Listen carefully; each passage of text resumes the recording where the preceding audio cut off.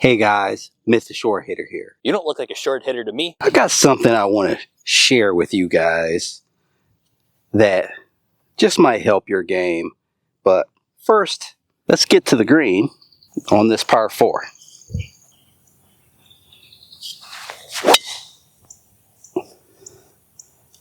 Going left, but left is the safe side here.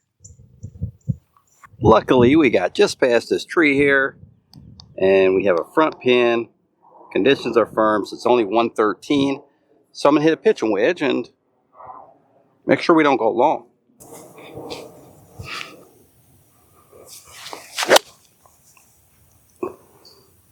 Hit left.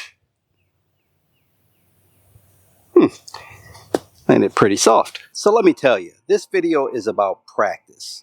So I'm not saying you want to do this when you're out on the course and the course is full. I'm talking about times. I'm out here now. It's 7:45 p.m. So I'm the last one out on the golf course. I'm behind everyone else. So I'm not going to interfere with any of the golfers out here. This is something you can do on the practice green, so you can just kind of get a feel for being able to read putts a little bit better. So we kind of get used to a lot of greens sloping back to front. This green, the high point is kind of back here and also up here. So this putt is going to be an uphill putt, and it looks pretty straight. But what I have here is a level. So the first thing I'll do is I'm going to put this level up by the hole, because this is where the putt is going to start to slow down. That would be if the putt was going to break to the left.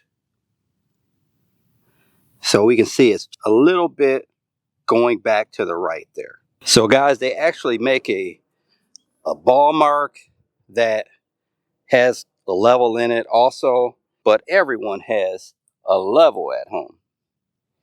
So now let's go to the halfway point here. That putt is definitely moving to the right at the halfway point. And we can tell the difference here at the halfway point. It was quite a bit of break. At the end, it wasn't much break. And here, you can trust me here, that the level is just above, just a little bit to the left. So here, at the beginning of the putt, it just moves a little to the right.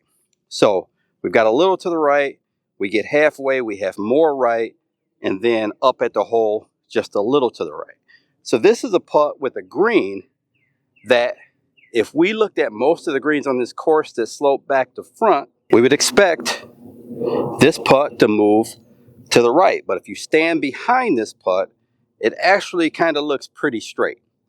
So we do know this is a left to right putt. If we use the level going the other way, definitely an uphill putt. That would be downhill. The next thing we can use this level for is then to give us a target. The bubble wasn't all the way over for the beginning or the end of this putt, so I don't think it's a lot of break with it, especially from this distance. The middle had more break, but the ball's not going to be moving as fast during the middle. So I think this putt is only going to be maybe a ball and a half outside of the hole. Try to line up at that.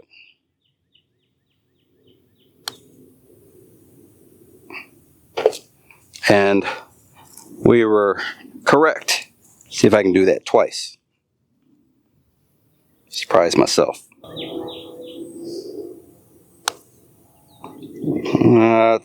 And I pulled that, started a little left of the level there. So now we see two ways that we can use this level. When this bubble is all the way over, obviously more break than just barely over that line. So that's kind of why I didn't think the putt was going to break that much, because it was barely over the line at the beginning and at the end of this putt. And I think that's partly why this putt looks so straight. It's kind of fighting against that natural contour of this back to front slope of the green. It's kind of fighting against that, but it's still moving to the right. Here we have 178 to a back left pin. So I'd hit 5 hybrid because we don't want to go long. We also don't want to go left. Play this kind of towards the middle of the green.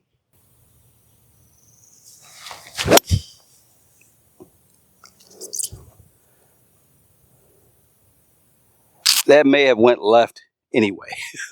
So I may have a short-sided pitch shot. Short-sided a little here. Not my intention at all.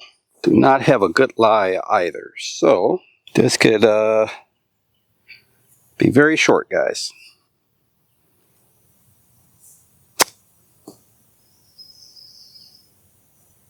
Since I have my level here, I might as well use it. This isn't the example that I want to show you guys, but might as well finish the hole.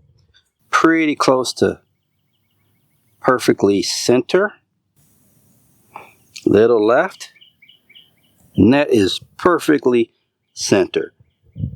About as straight a putt as you could get. I would definitely not take this outside the hole, and I would be surprised if it moved any more than outside the lip. So if I went right lip here,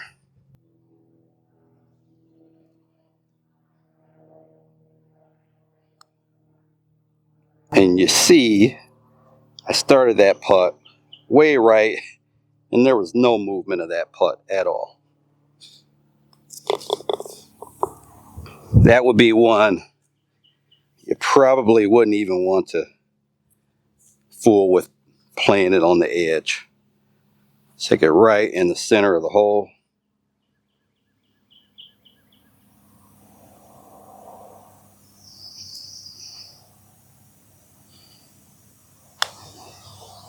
I mean, there's nothing. It did try to wiggle a little left, but there's nothing there.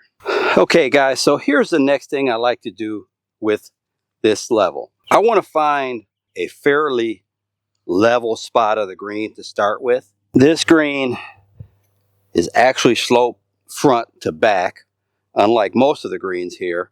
So this little section here is probably about the flattest I'm gonna get. And this putt I just walked off at 20 feet. You can kind of figure out how far the putt is without walking it off. But again, in practice, it doesn't hurt to do these types of things. So I know a 20-foot putt, relatively straight putt, 10 paces, for me, is to the back of this, to the back edge of my foot on a green that is kind of like a normal municipal green, not a fast green, not a super slow green. I would go about right here and then go through. And it's just a matter of keeping the same pace. So I know this putt is relatively flat.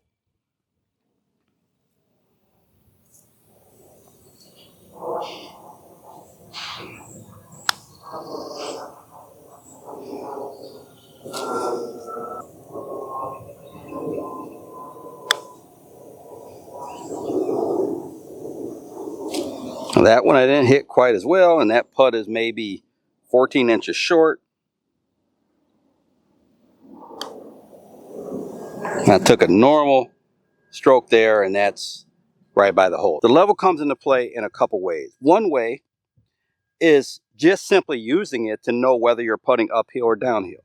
Because when you're practicing on a practice green, you can look at that putt, uphill, downhill, you can verify with that level, and then you can make adjustments in the length of your backstroke based on whether that putt is uphill or downhill. It's a 2-foot level, so we have inches on both sides. I went back 6 paces here, and now I'm going to put this level right here on a flat, level putt.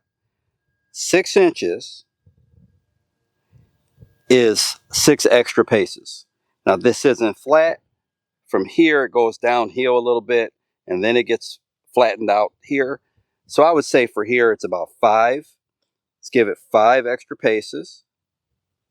And I'm going to try to visualize. We can't do this on the course, but doing this, you can kind of learn the length of that backstroke to hit that 5.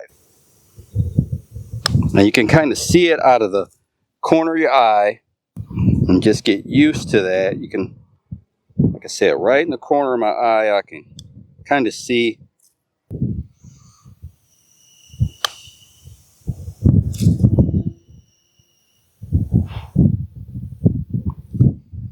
So I would say all 3 of those putts are definitely Well, those are tap-in range. Okay, guys, so before the storm comes in, I put a couple tees down. So now you can kind of get a feel for how the uphill slope is affecting the ball versus the downhill slope. So I've got the level behind me. We went 5. This time I'm going to go a couple extra. So instead of going 1 less, I'm going to go 2 more. And I'll go back to 8 for this uphill slope. It's just a slight uphill slope.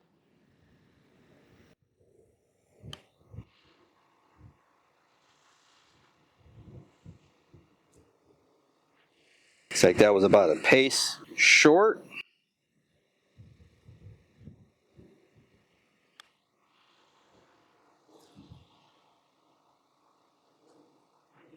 So that looks like it's about a pace short, so maybe 9 might be good here.